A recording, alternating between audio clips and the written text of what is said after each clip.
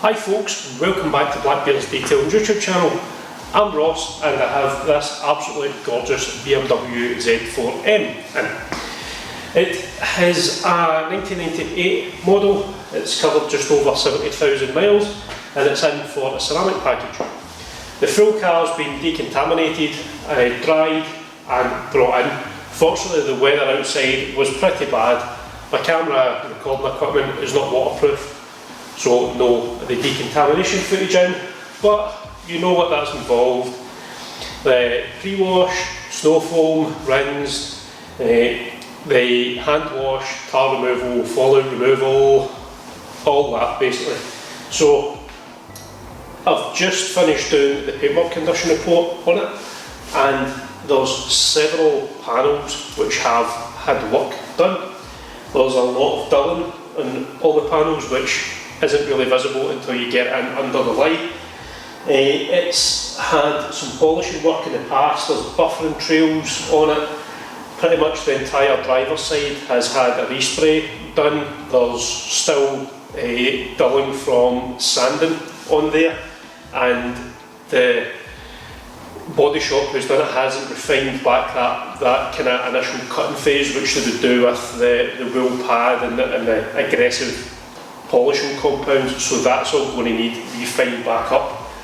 More worrying round there is the paintwork's sitting at around about, excuse me, I'm going to jump onto the phone just to check what the paint depth readings are on it, but there is a section round on the driver's side there, which again you might not know what these kind of readings mean, but they're averaging around about the 200 mark on there, which is measured in microns. Your hair is around about 160 microns thick, so just a standard human hair. So we're talking about minuscule kind of thickness levels here. And there's some sections which are down at the kind of low hundreds round there, and those are the sections which the kind of heavy sanding marks are. So I'm going to need to be really kind of careful round there and use basically all the techniques and skill to try and bring that back up so the rest of the car is essentially matching the original paintwork. The rest of the car, okay, there's no any deep scratches. There's general washing marks on the bonnet. The bonnet is a full different story as well. At the left hand side of it has also had a respray, and instead of respraying the full bonnet, so it's a full bonnet's in the clamshell shape, they have done the repair and blended it. So there's a rather noticeable blending mark around there. Again, you might not know what that means, but any kind of further detailers, valeters, people who are interested in cars, are probably the reason why you're watching these vlogs. That's going to be really tricky to get that to the level you want that to be, because the more you polish, the more you compound away that blending lacquer, the more you take it back to where that resprayed paint is. And on a great big flat panel like a bonnet, that's really not what you want to see. However, there's no point moaning about it, there's no point worrying about it. The car's in, the car will get done to the level which the customer is going to be absolutely delighted with. It's going to get done safely. That's exactly why it's been brought to myself. So, rest of the car, fantastic condition. Engine bay had a full steam outside, and dressed that outside as well after drying it. The full new suspension, new brakes, it's been very, very well looked after, and it's now time to get the bodywork sorted. So that's the reason why it's in. I will move the camera around and show you some of these wee sections which are ringing alarm bells and are going to need a bit extra care. So here we are. I've got all the lights off so we can see it much better, and I've got the trusty Unilight IL850R. So this is some of the panels which have had the respray and the wet sanding work. As you can see down that bottom left hand section, round about there, the paint is especially dull and there's that kind of markings. They look almost kind of chalky white along there. So basically, and then again at the edge of the panels. Moving on again to the back section, you can see that pretty well there. So all that is going to need refined. Thankfully there's nothing deep shown on them, which is going to require kind of heavy correction work, so a lot of that can just be refined back. General condition is kind of swirly and hologrammy, and as you can see, so basically this full section from there all the way along to there is a respray. That section of the bonnet appears fine, and this is where the bonnet starts getting, now you can see the amount of hazing which is on there. So round about from there is the blending marks where the lacquer's been basically blended over, and the same along that centre. You can see that line that runs all the way up there. That's basically blended, so that's going to be good fun. We're moving on to this section where the paint is standard and original. So as you can see, plenty of hologramming all the way down there and along. So the process never really changes. You still get the polishing the way it should be done. All you do is you basically just lower your pad aggressiveness, your compound aggressiveness, possibly use a different machine instead of going down the rotary route to basically cut back the defects. Thankfully there isn't a lot on this car, and we should be able to refine it back perfectly well with the DA and constant paint depth readings, especially on that section down there, because that section is where the paint depth readings were in the 100s. Sorry, may I add the low 100s and up there, and the door was sitting around about the 180-200 micron mark. So yeah, there's a lot of gentle ginger polishing done on this, but it should look excellent once it's finished. So a quick update. That's the arches all being cleaned and dressed. The centre hub section there are not getting painted. They normally get painted black, but they're in pretty good condition, so they've been cleaned thoroughly and then ceramic coated. I have taken the wheels off. They have been deep cleaned, inside dish and front face, and ceramic coated inside and out. So the next stage is get the wheels back on, get the lug nuts topped up to factory specs, centre caps back on the wheels, and drop the car down. And I'm thinking it's now approaching on, it's knocking on 3:15. It's a bit late on to start breaking out the polishers because I still need to work out the best polish pads, etc. to basically deal with the different types of lacquer which will be on this.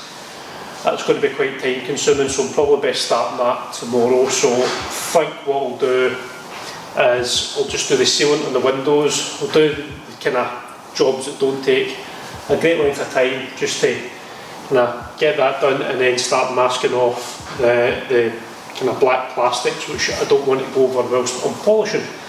So I think that's the game plan. I don't see much point, again as I say, just start the polishing the now, just for it to maybe polishing for an hour or so, just to then stop. So I'll continue that on tomorrow. I'm waiting as well on an Amazon delivery, but flagged up saying it was 5 stops away. I've ordered a wireless mic for the camera, so that should hopefully help you be able to hear me a bit better and a bit more freedom moving around. I can set up the camera and walk around the car still talking and you'll be able to hear me, so that should be quite good. Anyway, I'm going to get these wheels back on this car, get them topped up properly, and yeah, I shall probably see you tomorrow. Thank you.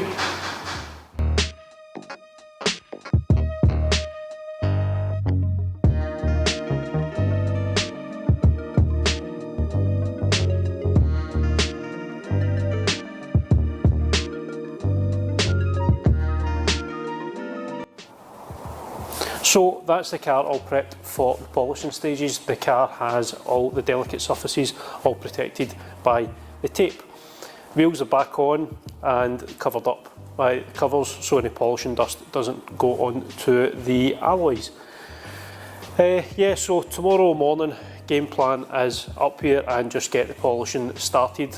Hopefully I'll be able to get the polishing rattled out all in the one day, and then that will give me the full day on the Thursday to do the coatings and little odds and ends on the car. It's got a brand new exhaust system put on it as well, so what we might do is get that car lifted up, get that polish system, the exhaust system polished right back up to a brilliant shine so I can ceramic coat, seal in that finish.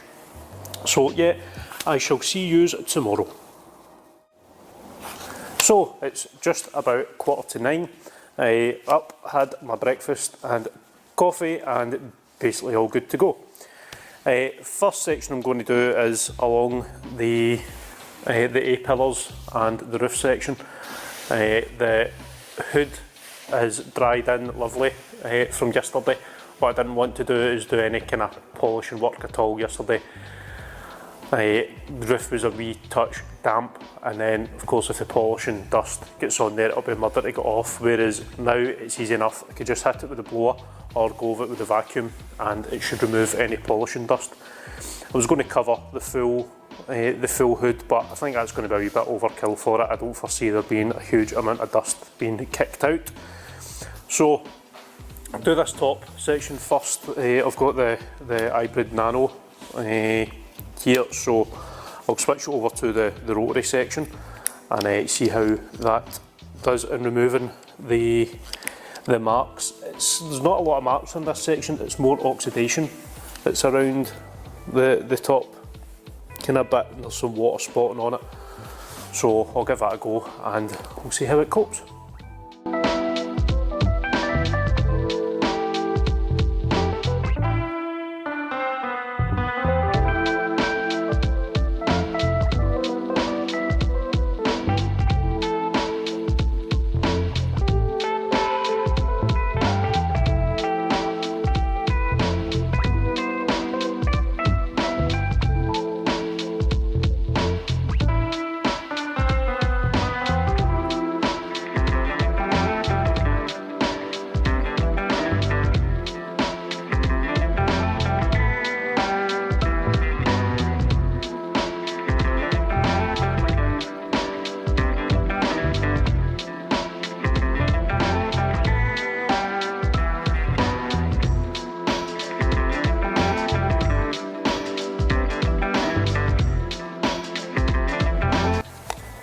So I'm working on the bonnet section now.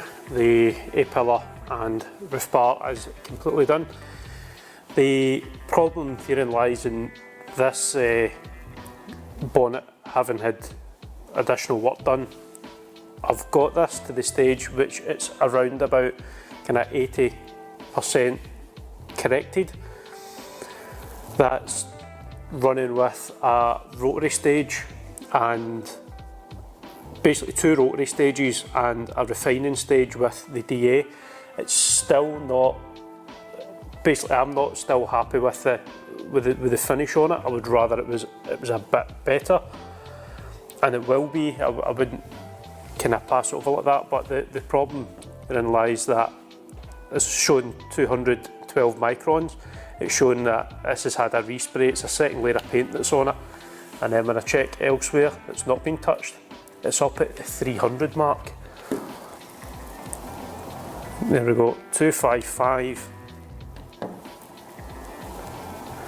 and 221. That's removing way more paint than would generally be removed with only doing 3 stages of polishing work, especially given the compound and the pad I'm using. I'm not using wool on this because it's a resprayed surface. So there we go, it's this same kind of section of the bonnet area sitting at 281 microns, and then the section which I've done is 212. Problem being that I don't know how much lacquer is on the top of this. There's obviously 3 stages that go on to the bodywork. You've got your bare metal, then you've got your primer, your colour, which is the astral blue, and then the lacquer over the top of it. It's a complete and utter guesswork when it comes to re-sprays, how much you've got on each of those levels. The lacquer stage should be the stage which has got the most, but you're at the mercy of whoever that's done this respray. So very, very careful progress is needed to be done on the bonnet, and it's probably going to be all down the other side. The original paint, just for reference, is showing 138 microns, so that is that's more than double the paint thickness on the bonnet. You generally know how much you've got to play with the original paint just through experience. You learn how much you can generally take it down, and it also usually doesn't go down anywhere near as fast as that. It's with minimal pressure, medium cutting pad, and medium compound, and then a light polish to refine back the rotary marks. So I'm going to give this another hit, probably hit it with the DA, the dual action, with that medium cutting pad and compound, which should hopefully take away the kind of isolated sections. It's mostly just this section in here. The rest of it I'm happy with. It's just kind of wee odds and ends, and again the paint, yeah, it's when you're getting to that level on the resprays, it just falls into your experience and being able to take that down a wee touch more. The other thing that you can do is you can look at the scratches, and you can see what they call as the scratches aren't as, or the marks aren't as sharp basically. So think of it as the scratches in the paintwork as valleys, and you've got them going down, and then they all of a sudden pop right down at a 45-degree sharp angle, kind of heading down, or possibly more a kind of almost like a kind of 80-degree angle going down. It leaves a really sharp point there. So what you're doing is when you're breaking that paint down is you're rounding that cliff edge basically, so the light doesn't reflect on it as much. In doing that, you can kind of gauge how much clear coat you've got there, because the paint would be different. If it was clean all the way through, it would show as a huge big white scratch mark, but that would kind of let me know that there's a bit more clear coat there I can play with. But it's striking that fine balance between getting the car looking the way that I want it, the way the customer expects it to look, and still making sure there's enough clear coat on this that's going to protect the car. Should it get damaged or get scuffed again, that there's enough there. Obviously the coating should take some of that, but it's the coatings are primarily there to protect. It's scratch resistant, they're certainly not scratch proof. We're talking about minute thickness levels here when it comes to coatings. It's there to protect the clear coat, but there still needs to be enough clear coat there to protect, otherwise it's pointless. There's no point having a flawless great finish and then the first time you get a wee bit of grit on a wash mitt and you run it over there, it's clean through that clear coat. That's not the goal that we're trying to achieve. We're trying to achieve that balance between the car looking excellent, still having plenty of clear coat and protected for years with the coatings. So I'll bring the camera over in a wee minute and I'll show you the section here, which is kind of giving me a wee kind of couple of issues. So I might just spot polish this area back and then leave the remainder section. There is a huge difference between this panel, which has been done, and the lower section, which hasn't been done. Like, you look at them, it looks like two different bonnets, but there's still that kind of deeper stuff there, which I would like to refine back a wee bit more.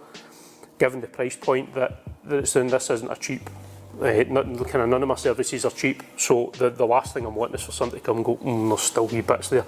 I would rather make sure it didn't come to that, but we need to be realistic. It's a resprayed panel I'm working with, so I'll refine that wee section down a wee touch more, and I'll bring the camera around so you can relook and you can see what I'm talking about.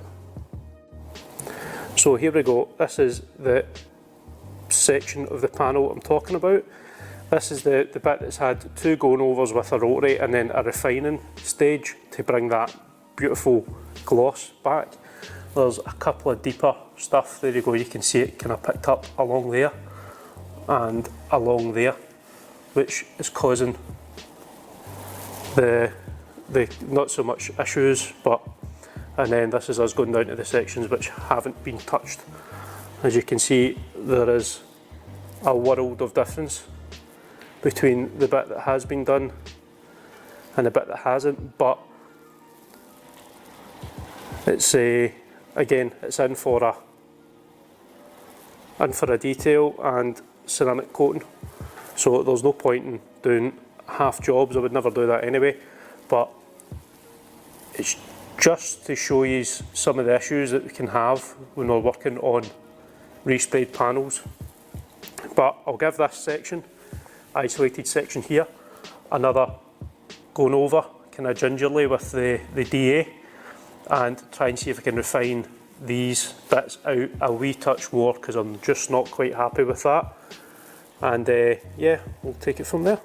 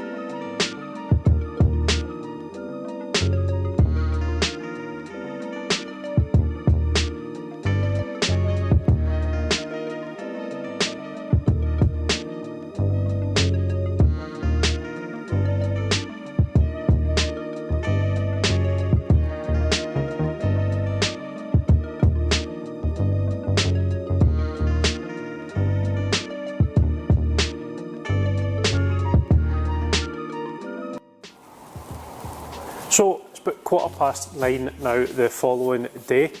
The entire front end, front wings, bumper and entire passenger side has all been finished. So I've got boot lid, back face and the driver's side up to the front wing to do. So hopefully another maybe 6 hours or so of polishing, and then I can get the coatings done. As I touched on as well, there's a couple of wee odds and ends I want to do. I want to get the car lifted up and get that new exhaust system back polished up to brilliant shiny silver, so I can get that coated. I'll use the same coating I'm using the wheels on, that really high temp coating, to get that on there. The customer will probably never have the car out during the winter time, so that should keep that looking absolutely pristine for years to come. So really good progress made on it. This entire side is all standard original paint, as is the boot lid.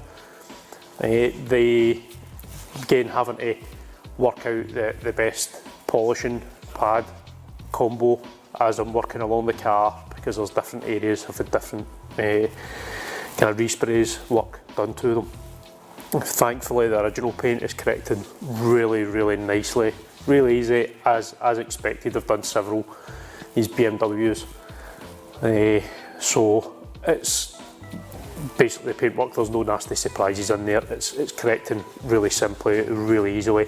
With two-stage correction, I'm getting around about 90–95% correction levels, which is basically beyond what a new car kind of is. So it's yeah, it's coming up really well, looks spectacular. So updated the customer yesterday, sent them over some some update pictures, and yeah, I'm going to continue on getting the polishing done. A couple of kind of social media posts done this morning just in relation to the products that I'm selling. I'm going to put some new videos as well on the products up, basically refresh the whole kind of product range. I'm looking to introduce some new stuff as well. I've got leather cleaner, a leather care balm, a couple of air fresheners and that kind of stuff. I'm just looking to kind of grow that, expand that range. Stuff that people have asked me for that I haven't had. So to always take a wee note of them, and then when I'm looking to kind of introduce new things, get stuff in, get them tested. If it's stuff that I like, stuff that works well, then I'll look at introducing it. And certainly the stuff I've been using works really well, really easy to use. So I'll get all that kind of stuff introduced and get some tutorial and how-to videos filmed with them. Whilst working on this as well, I kinda got the itch for a wee kind of convertible myself. I used to have my Unos, which was basically an import Mazda MX-5. It was a 1992 model, I think. No, it was a 1990 model it was, and I threw kind of silly money at it, getting it the way I wanted it, getting it all ready for track use, and basically was looking down the route of doing turbocharging to it. If I'm honest, I'm quite glad my wife kind of pushed me to say, is this really what you want to do with it? Because I'm not sure. I'm just basically 6'3", and in this car it felt, basically I get rid of the roof, the roof got removed for weight saving purposes. I had a hard top roof on it, but with a hard top roof on it, my head was pretty much on it. And that's included me stripping out the seats and putting bucket seats. Well, when I say seats, it had a singular seat in it for weight saving. This thing was crazy stripped out, like bare metal inside. It was quite good fun. I'll try and see if we can find some pictures and pop them up. But yeah, it was crazy good fun, and was then going down to the route of spending some serious money on it, turbocharging it. And I'm quite glad she'd said that, because it wasn't that comfortable for me. As I say, I've touched on, I'm not the smallest of people, and certainly the MX-5 was quite compact, and B, there's a limit to what kind of power that you can put out on them. So last night I was sat having a wee look through Auto Trader, and I've found it's called a Lexus SC430, which is a hardtop convertible. It's basically very local. It's within like a couple of miles from the house, which is unbelievably rare because all the other ones are all down south. It is an incredibly rare car. As you know, I absolutely love my Japanese cars. I particularly love Lexus. So I'm going to have a wee look at that today. Hopefully I like it, and if I like it, I'll basically make an offer on it, and hopefully have a new kind of project car. Probably this thing's really a really nice car. It probably won't be stripped out and used for track, because it is not a sports car in any sense. It's a kind of luxury convertible tourer kind of thing. It's not even kind of comparable to this, because this is kind of properly quick, really good handling, whereas this other thing is just meant for wafting about. It's got a big lazy, it's 4.3 litre V8 engine that's in it, automatic, just a nice big lazy cruiser. So sat up till silly o'clock last night, basically reading up everything I could about them and looking at potential just modifications, but they're modernising modifications, if that makes sense. So it's got a stereo system which is made by a company called Mark Levinson, which is apparently absolutely fantastic, but it's that age where Bluetooth wasn't quite introduced to cars yet. So looking at Bluetooth modules which aren't these wee horrendous cheap like Amazon, eBay ones, like actual proper integrated Bluetooth modules, so you can pick them up. So yeah, I'm kind of hope I get it, because I'm needing a project car to sink my teeth into. It's been such a long while since I got rid of that wee Mazda, and I've always had it in the back of my mind. I wanted a Nissan 350Z, but if I got that, I knew fine well it would be stripped back, it would have a cage in it, it would have bucket seats, it would be horrendously harsh, it would be, and I basically want something I can enjoy. I can jump out with a nice wee Sunday drive with the wife, but so that probably wouldn't be the best kind of smart purchase for where I am now, because I don't have time to go to tracks and stuff like that. So something quite nice I can jump in, I can take up here on a nice day, and something I can pamper. So I'll keep you posted on that.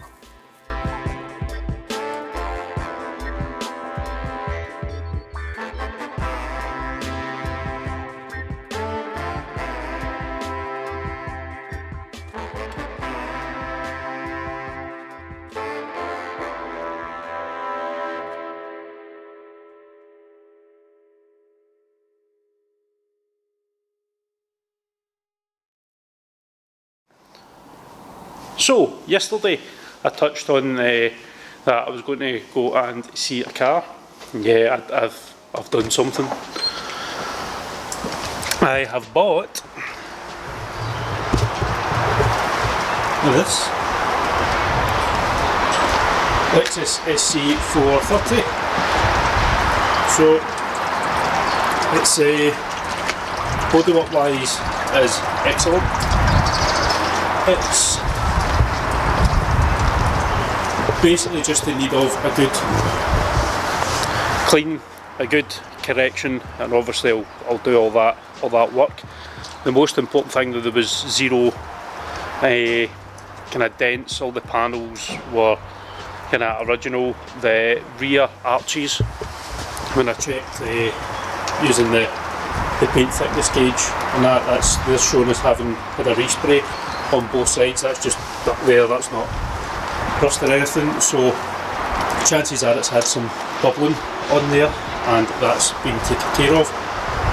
The wheels needing a good refurb, so again they'll get taken off. They've got the kind of budget tyres on, which will be ripped off and replaced with something a bit better, a bit more suited to the kind of dodgy weather.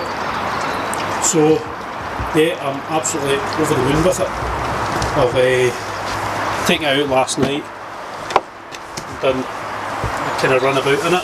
Everything, and I mean everything, works, with the exception of there's a disc stuck in the CD changer, so I'll need to kind of get stuck in about that and get that out. But yeah, absolutely everything, even original floor mats, even the Lexus emblem lights up, leather seats, everything, nothing's cracked, nothing's ripped. Like, yeah, it's absolutely awesome. So yeah, I get in last night for going to see it, and almost immediately my missus Fiona could tell that I liked it.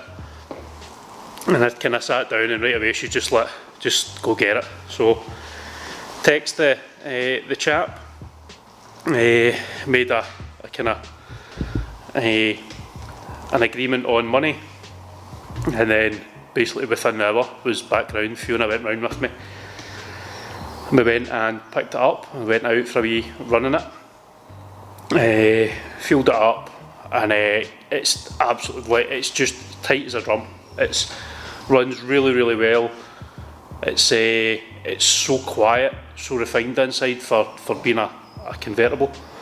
So get the coatings to do on this. The coatings usually take about an hour and a half for each coating, and I've got a kind of 4-hour wait in between, so I'll do the coating. I've got another car getting dropped off at 9 o'clock, however that's just getting a safe wash, and the alloy wheels are coming off to get coated because they've just been refurbed, which I'd planned to do in between the kind of waiting period for these coatings. So I'll get that done, and then I might give that a kind of proper thorough clean, especially in the inside is visually clean, but just given the fact that it's COVID, we're now probably run the ozone generator through the inside of it and just give everything a right good going over. But yeah, I'm absolutely overjoyed. Went to the Tim Hortons this morning for my breakfast, as you can see over there, and it was just like I do that daily. Can I go round and it was just like, you know, when you find a car and there's just like, I should have owned one of these years ago. That was basically the kind of feeling. So hopefully that feeling stays. The service history, it's got 8 services, and 5 of them have all been done at a Lexus garage down south. And the latest one, which was a 79,000 one, was done again the Lexus, I think it was Lexus Coventry, and they've changed the timing belt and that as well, so I know that's been done properly. I'd budgeted an extra kind of £500 for getting the timing belt and the water pump changed. I'd be insanely surprised if I'm going to, once I've got the car in here and I'm digging about the guts of it, I'm going to check everything thoroughly through anyway. But I'm fairly sure that Lexus Coventry would not supply a timing belt without changing the water pump. It would just be so stupid to do. Both of them should be changed at the same time. So I might give them a wee bell down there and let them know I've purchased the car, and to find out if that work was done. If it wasn't done, then I'll get that done. But hopefully that's the case. So yeah, I'm looking forward to this wee thing. I'm probably going to keep it nice and standard, with the exception of probably putting spacers on it and lowering it just a wee touch. But it'd be really tasteful. It's not going to be like slammed on its backside. I don't want to ruin that kind of nice ride it's got. But yeah, so it turned out working on this nice kind of older car cost me a fortune.